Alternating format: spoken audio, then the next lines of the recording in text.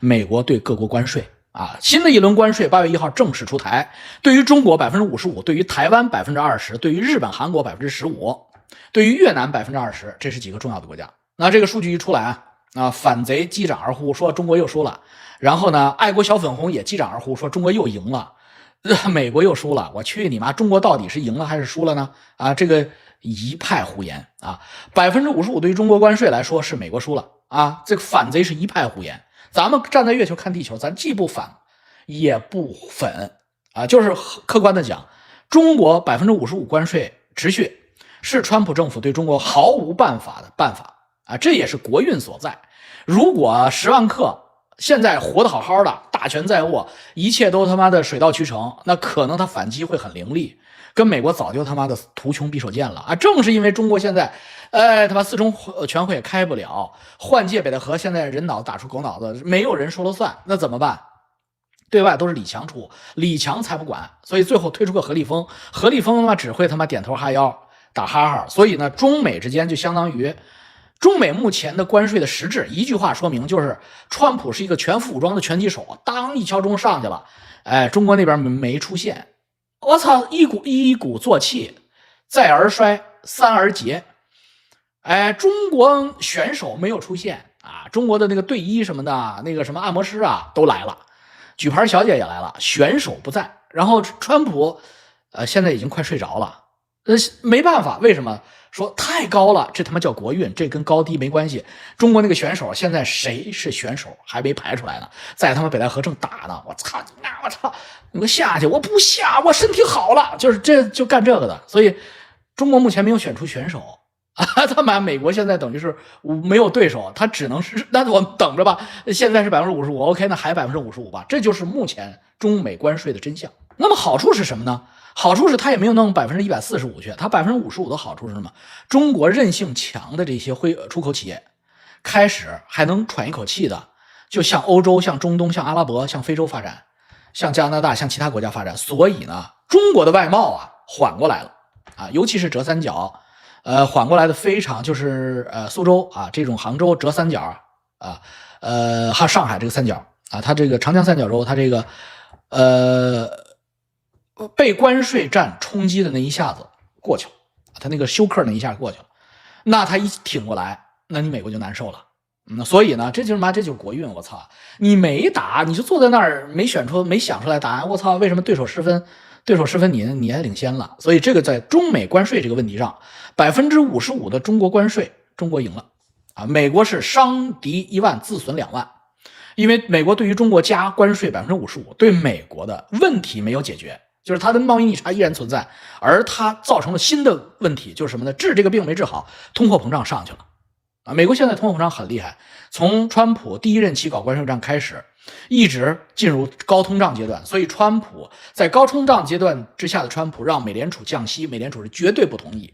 美联储认为通货膨胀这么高，那么不能降息的，但是川普认为我操你妈咱们不是病急乱投医嘛，必须把关税降必须把这个汇率降利率降下去或利率说错了，美联储管利率了，利息降下去要不然的话股市什么都撑不住的，消费都撑不住了。但是呢美联储是坚决不同意，所以川普跟美联储打起来了，川普跟美联储你死我活，现在内部斗争所以那么就是对于台湾来说20%的关税呢也在情理之中也在情理但是台湾非常失望，因为台湾觉得我至少比日本和韩国配合度高，日韩15%，为什么我不能10%呢？14.5%也行那么我们看到美国这种关税出现的这种僵局对中国关税，也就是说其实美国最大的目标是中国美国的这个关税战，川普的关税战处于僵局状态，他真正的目标是中国。结果呢，现在是他唯一搞不定的就是中国全世界其他的国家都被他搞定也好，被他得罪也好，被他伤心也好唯独中国他搞不定。而中国强大的产业链和产业弹性，记住这个词叫产业弹性，这个只有中国有。为什么？因为其他国家人民会造反，有工会的，没有弹性。中国狗屁都没有，狗鸡巴都没有，是一盘散沙。所以中国在关税战争中有极强的弹性。在这样的弹性下边世界又跟美国不一条心，欧盟你打它，日韩你打它，台湾你打它，它都会跟你离心离德，跟你美国离心离德，所以反而全世界会对中国制造开一个窗口。当美国关闭了中国制造大门的时候，全世界对于中国制造开启窗口，中国的出口供应商们、出口制造商们不再一门心思想卖到美国这样一个批发大客户，而开始细分做全球零售。比如说巴基斯坦，比如说什么沙特阿拉伯，比如说什么阿联酋，他们要的东西虽然少，但是麻雀也是肉啊，也可以做一做，阿根廷去做一做。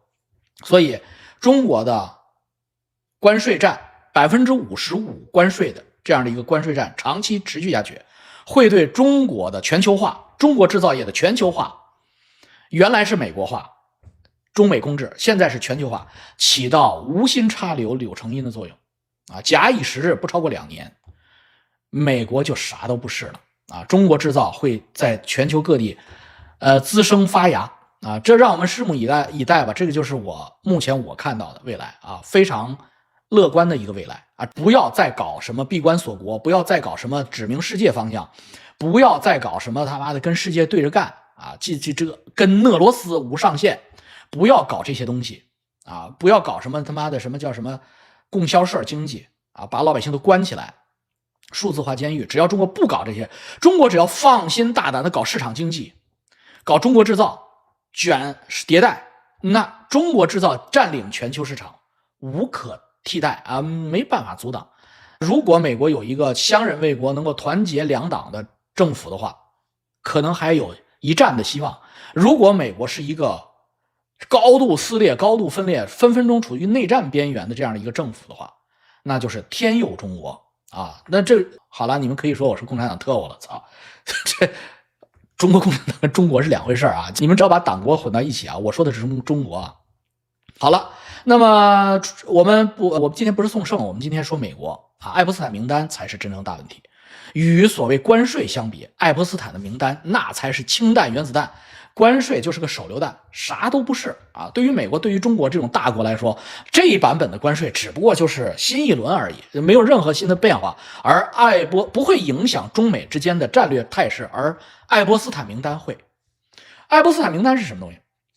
爱泼斯坦名单是魔鬼的契约。就是我首先就给大家科普一下啊，因为不是每一个人都了解爱泼斯坦名单。爱泼斯坦就是一个大淫魔啊，1953年出生的，是个臭傻逼，是个世界上最坏的傻逼，整天穿着那种高级定制西装，但是是个坏透了的一个脑子里边坏的流油的那个，就像他妈腌咸鸭蛋腌出那个油来的那种坏水的那个王八蛋，就是爱泼斯坦。他是美国的投资银行家啊，也是一个臭名昭著的性犯罪者，因为他只跟小孩玩，他妈玩小孩、小女孩、小男孩他都干。所以呢，爱泼斯坦臭名昭著。2008年就因为教唆未成年少女卖淫，被判了18个月的就是那种叫劳改啊。就在这个期间呢，爱泼斯坦必须每天16个小时进监狱里边住，在外边工作8个小时，可以出来8个小时，就是这种所谓的劳动改造。然后2019年7月终于东窗事发了啊，就是他并没有改啊，2008年给他判了，他还是干这个事儿，又干了11年，风生水起，越干越大，钱越弄越多。2019年发生了什么？你们知道？2019年要总统大选啊，2020年总统大选。那么在总统大选期间啊，那么民主党和共和党啊都开始挖对方的黑料，爱泼斯坦就再次进入视野。那个时候是谁当总统？你们想想啊，那2019年7月6号是谁当总统啊？所以爱泼斯坦再次因为纽约州和佛罗里达州对他的这种起诉，而因为未成年人性交易罪被捕。奇怪的是，不到1个月啊，他7月6号被捕，8月10号他就在布鲁克林那个看守所啊，就是郭文贵现在蹲的那个看守所在一个单人牢房里离奇死亡。然后呢，美国官方宣布爱泼斯坦自杀。所有的人都不相信啊，你相信吗？我当然不相信了。那个地方怎么自杀呢？显然是被人灭了口啊。2025年2月27号啊，就是最近了啊，时光荏苒，哗一下过了整个拜登任期，然后到今天2月，川普上台啊，川普元旦左右开始拿到权力，安排自己的司法部长啊，他的司法部长叫帕姆邦迪啊，一会儿我跟你讲帕姆邦迪啊，帕姆邦迪，那他现在有个新故事啊，帕姆邦迪，美国司法部长啊，川普的铁杆啊，说他已经解密了爱泼斯坦的所有的档案啊，200多页内容，包括个人通讯录和名单啊，2月27号，那么大家就开始等着呀，因为川普当时是这次竞选，他就说我上台一定要公布这个名单，因为这个名单必须公布，任何美国总统隐瞒这个名单都是妈的十恶不赦。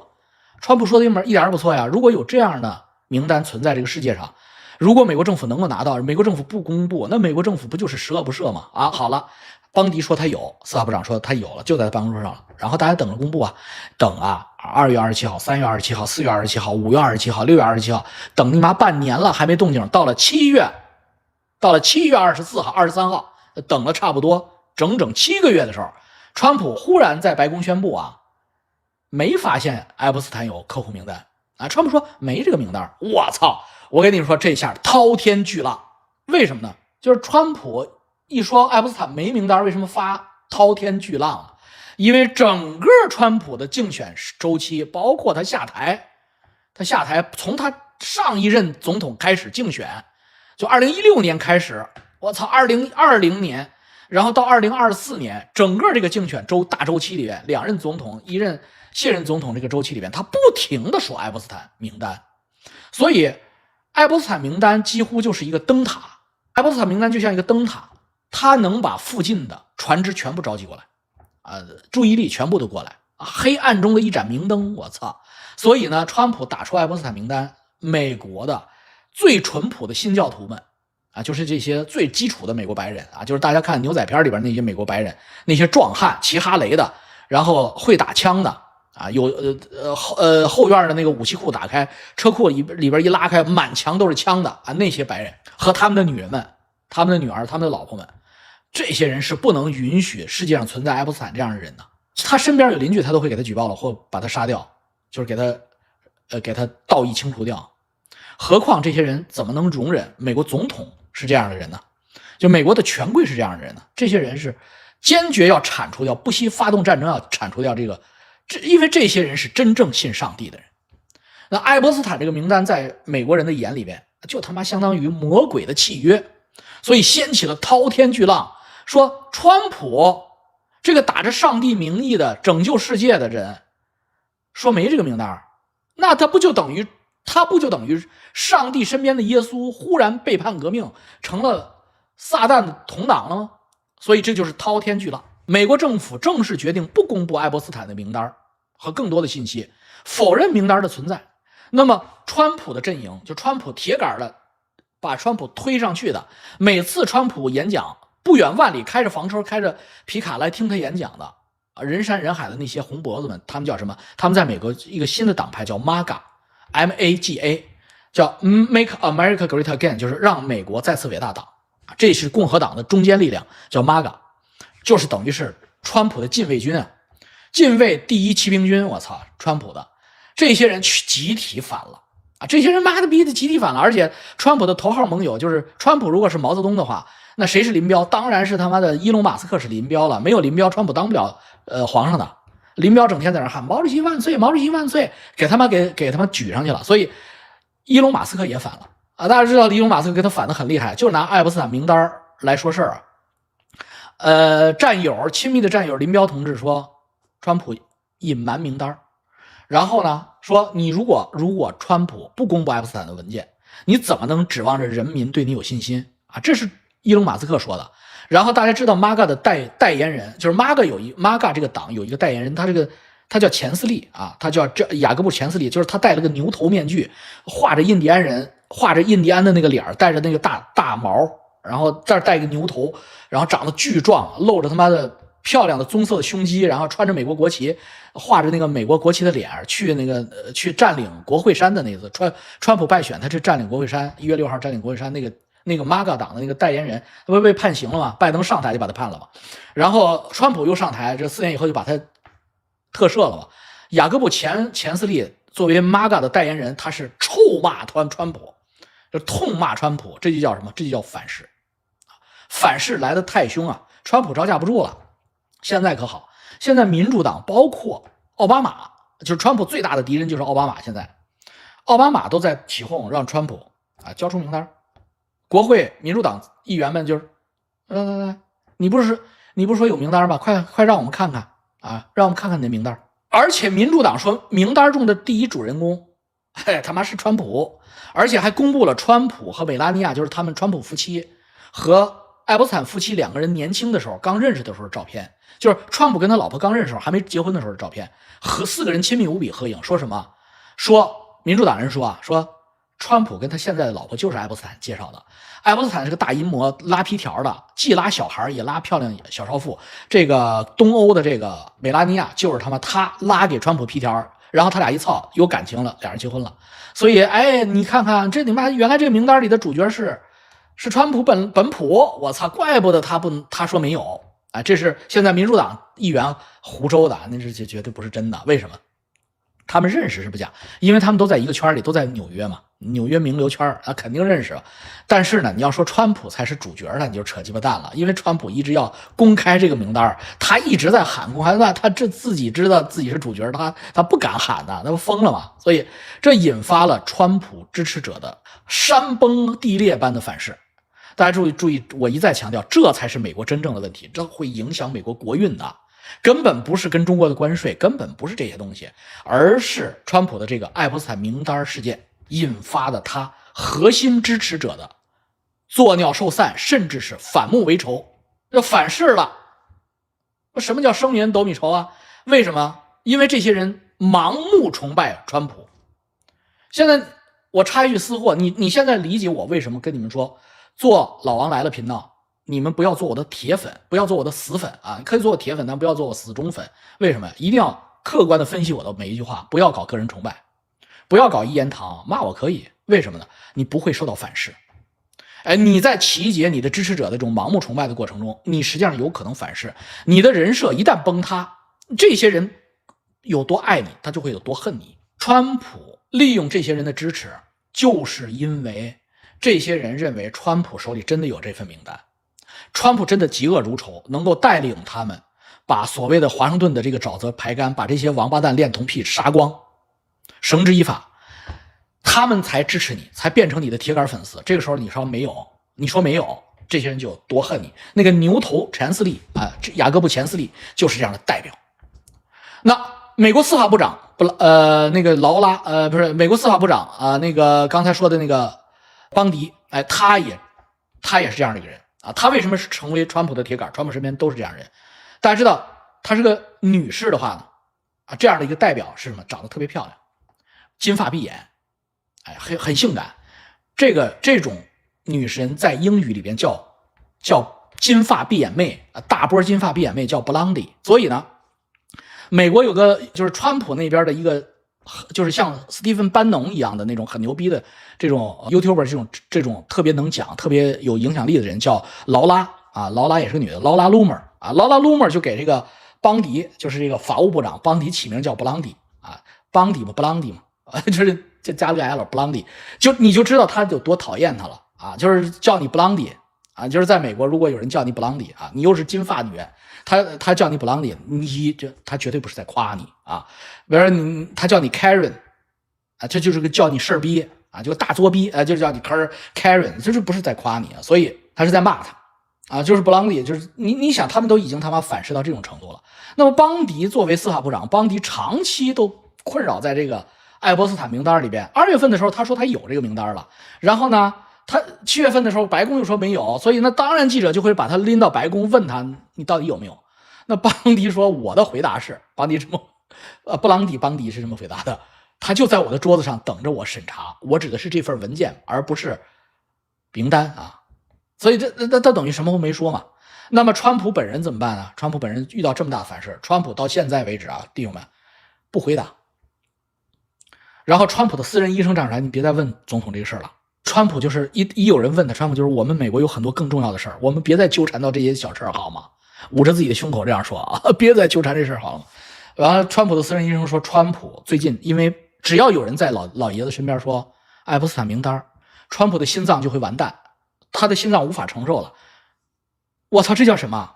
弟兄们，这不就让自作孽吗？这不反噬了吗？为什么不公布名单呢？为什么不公布名单？我跟你们讲啊，第一，这个名单如果披露，如果有的话啊，这个名单有多大的重要性啊？它引发全世界这个行星上对于现代文明，美国代表的民主社会现代文明的一种推翻，你知道吧？就这个地球之所以大家围着美国走，围着美国转，把美国当老大，不光是因为它军事最强大，这是一个物质，但还有精神。精神就是他在道德制高点，他信仰上帝，他有爱，他有秩序，他有绅士，这他妈非常重要。每个人的心里都不恨美国，这个地球上每个人的心里，美国的敌人的心里都不恨美国。习近平是不是美国敌人？那些中东那些恐怖组织是不是美国敌人？不恨美国。为什么？老婆孩子都在美国，挣了钱以后都到美国去。为什么？因为他们心里边知道美国靠谱，美国有道德制高点，所以他们工作反美，他们生活他不反美。前苏联的那些领导人的孩子最后都往美国跑，斯大林的女儿都跑美国去，所以这就是什么？这就是美国的道德制高点。如果有一个基石，有一个事儿可以作为例子的话，我告诉你们，这个事儿叫泰坦尼克号。泰坦尼克号大家知道，在美国就是美国兴起那个时间，他从美国出发去欧洲，他沉了嘛，撞了冰山沉了。那么泰坦尼克号当时船上，因为它世界最牛逼的船，所以最牛逼的游轮，当时他坐着很多首富，最有名的叫约翰雅各布阿斯特四世，是当时美国的首富。阿斯特四世账户上的钱就是现的，可以买下30艘泰坦尼克号。他比泰坦尼克号的老板有钱有得多，他是美国 John 雅各布阿斯特4，他是美国首富，他当然可以优先上救生艇，拒绝上救生艇，这全是事实啊，大家都看着的，航海日志都写着。雅各布说，约翰雅各布这个老爷子说，我是绅士，我如果上救生艇，一定要在所有的女士和儿童之后，不上去。还有谁？梅西百货大不大？到今天梅西百货还运作这么好。梅西百货的老板也是创始人，叫伊萨多伊萨多斯特劳斯啊，还有他老婆艾达斯特劳斯。伊萨多斯特劳斯和艾达斯特劳斯中，伊萨多斯特劳斯又是美国国会参议员，那叫是又富又贵，两口子都不上救生艇。艾达女士是可以上救生艇的，没什么好说的。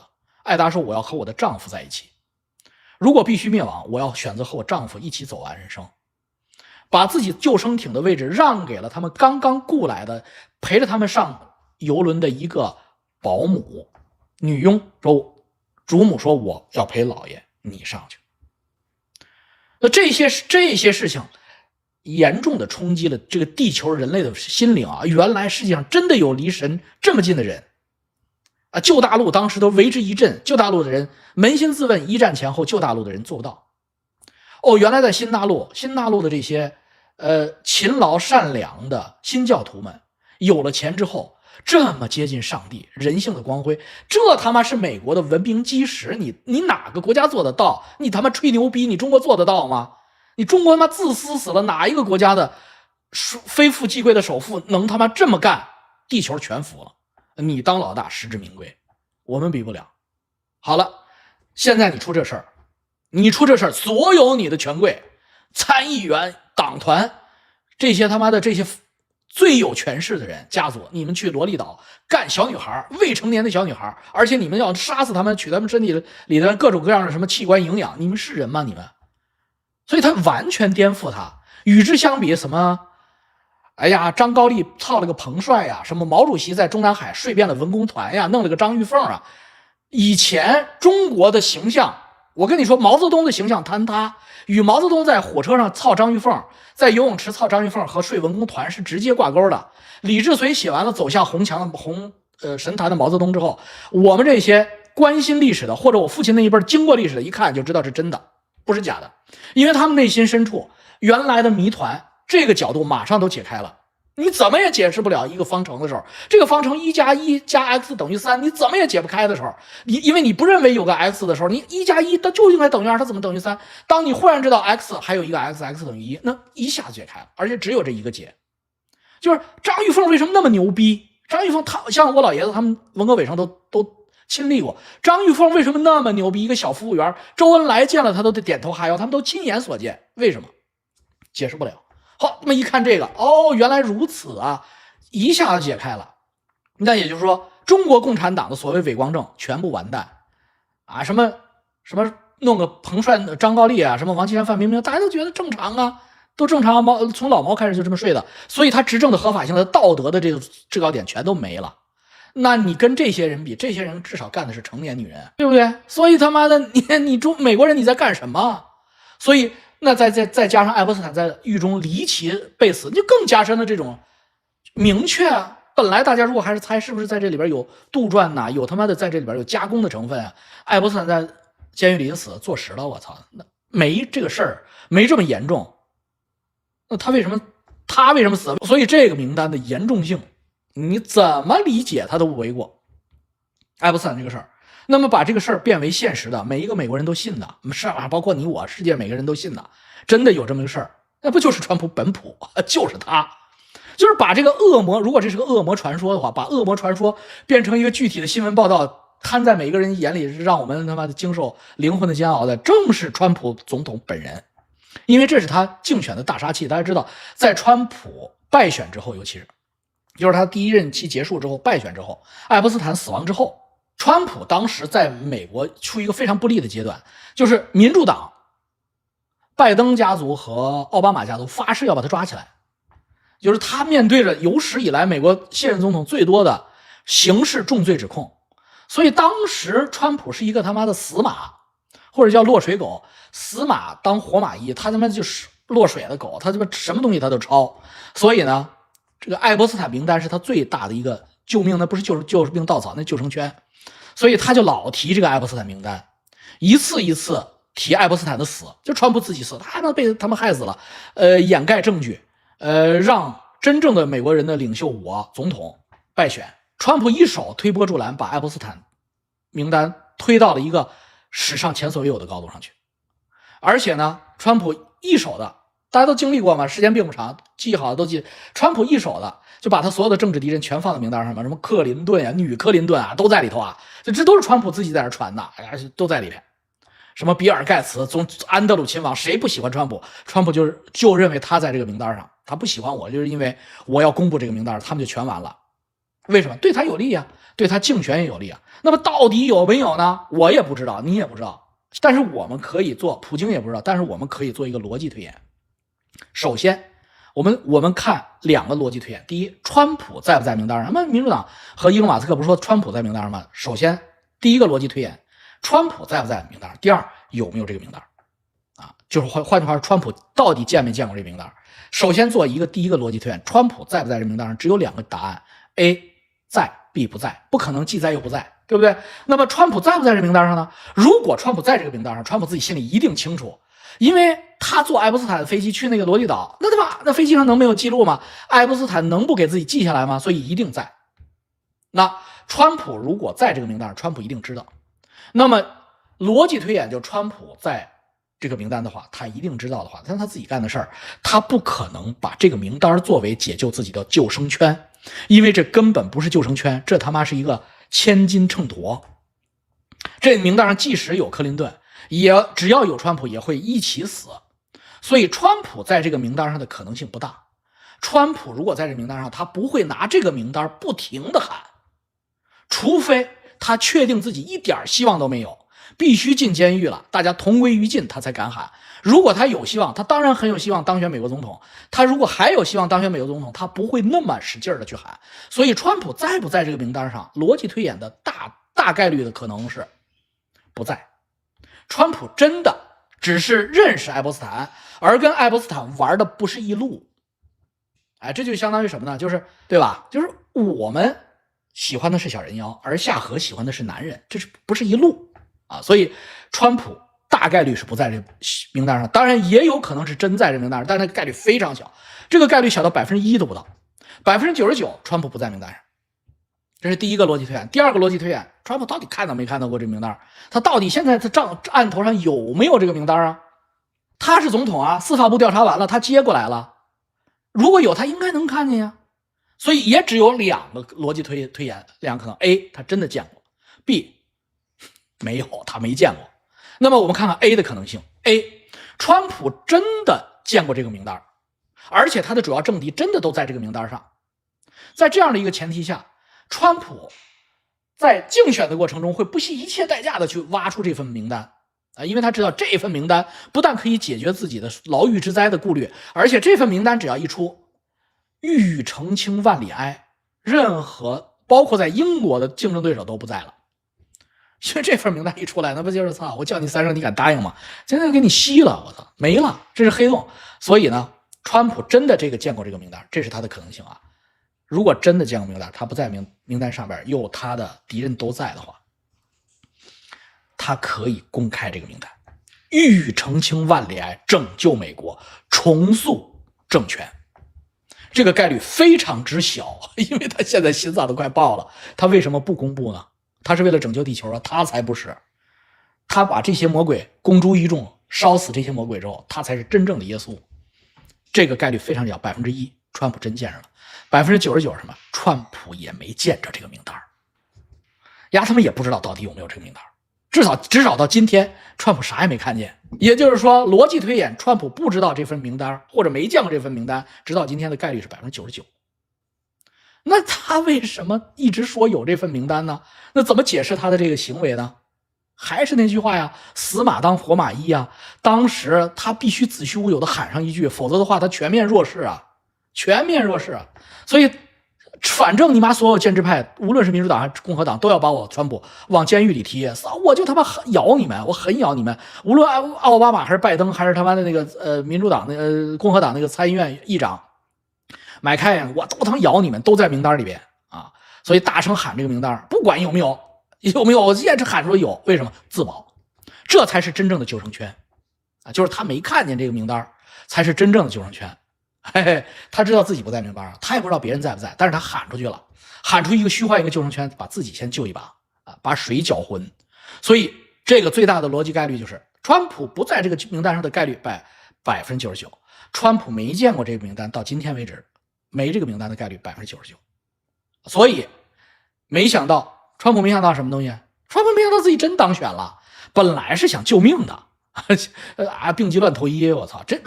没想到自己身体真好了，而且当选美国总统了。完了，这就变成反噬了。因为当时你可是把这个当成主菜给大家许愿的。当时有个许愿树嘛，第一个愿望，我是神龙，我选我当美国总统，我就是神龙，我可以满足你们的小悟空、波尔玛你们的3个愿望。第一个愿望，我要看爱普斯坦名单，我看坏蛋是谁啊？第2个愿望再是钱啊，第3个愿望再是一个什么小胖子之类的，这个都是有没有都可以，但是第一个愿望，所有的 MAGA 都许下了这个愿望。我操，现在川普拿不出来了，这就是被反噬了。你看我这一逻辑推演就明白为什么川普心脏爆了，因为这名单是子虚乌有的，是他为了竞选他杜撰出来的。那现在他不用竞选了，你当了美国总统了，子虚乌有的名单，这种许愿树变成对自己的纯反噬了。所以他现在有2个选择，他要么就公布一个假名单，做一些小鱼小虾。克林顿呀，自己啊，奥巴马这些大鱼都不在，因为那些人是可以反对他的。如果他要是弄个假名单的话，人家会搞他的。所以他弄成小鱼小虾。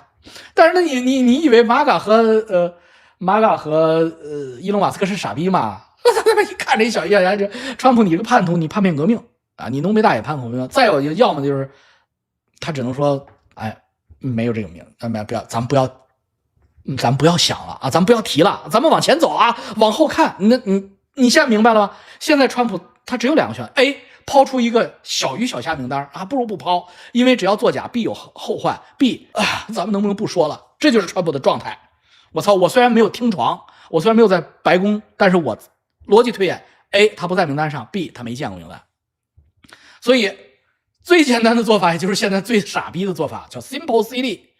最简单 keep it simple keep it silly 的做法就是白宫宣布没有名单，这现在在干的。然后呢 MAGA 特点就是没脑子， MAGA 就会一窝蜂的咬他啊。所以这才是美国遇到的最大的挑战，就是川普。我跟大家讲，川普的一个巨大的挑战就是马上到的3个月以后的11月美国中期选举。美国中期选举 MAGA 可能会集体叛变啊，就因为这个事儿。那么如果川普稳定不住 MAGA 的基本盘，那么川普将在中期大选中失利，那美国就会进入到一个弱势政府的状态，跟赖清德的状态是一样的。中期选举他失利，那么他是否会被弹劾，是否还会能够推进他所谓的让美国大而美的这种法案，那就不能了啊，不是那么顺利了啊。所以呢，他的伟大的让美国再次复兴的梦呢就会中断啊，让我们拭目以待吧啊。好嘞，名单水声公布会死，公布不会死的啊，公布不会死。马斯克都看过，马斯克说自己看过了，但是不会的啊，是假的。所以马斯克如果真的看过了，马斯克不会是现在这样弱势的状态啊。马斯克跟川普之间啊，就是毛泽东和林彪的关系，特别简单啊，没有别的关系。马斯克说川普去爱泼斯坦岛了，哈哈哈。马斯克现在是，你知道毛泽东对就是让林彪坠机了，马斯克现在的状态是林彪顺利的逃到了苏联。那大家能够脑补一下，林彪没坠机啊，历史重演了，那颗导弹没有打到林彪，林彪顺利的降落在了温都尔汗机场，温都尔汗没有机场，林彪顺利的没坠毁在温都尔汗，林彪顺利的降落在了蒙古首都乌兰巴托机场，然后第二天秘密的由克格勃重兵护卫到达了莫斯科，哎操，身体也调理好了，也不怕光了，也不怕水了，然后林彪会说什么？然后林彪会捡毛泽东哪个软肋说啊，就是毛泽东怕啥，林彪会说啥啊？所以就理解马斯克为啥说川普就在名单上，因为我就逼着你拿出来。哎，你不是说有吗？你竞选的时候你说的有的，那你拿出来呀！你现在总统啊，所以马斯克现在是怎么伤害川普疼，怎么让川普死得快，他就来怎么样？因为他俩现在已经撕破了脸，已经是仇人了。好了，马斯克不是还在美国吗？这在美国有什么关系啊？好了，再见啊，再见。